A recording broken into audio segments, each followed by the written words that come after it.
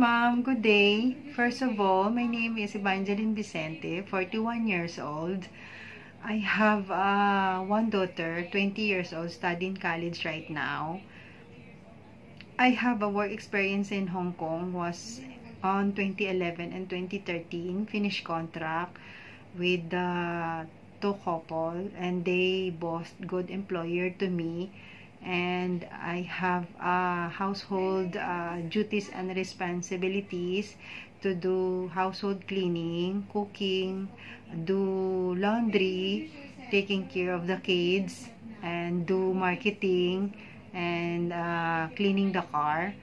And mom, if you were giving me a chance to work with in your family, I do follow your rules and demand to do my duties and responsibilities. I'm polite and obedient, and I'm easygoing too, humble, and I also want to work with you as a long service, as long as you want me to work with in your family.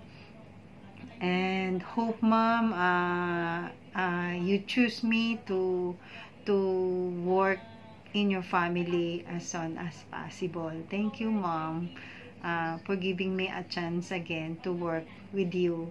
Thank you mom, and God bless you.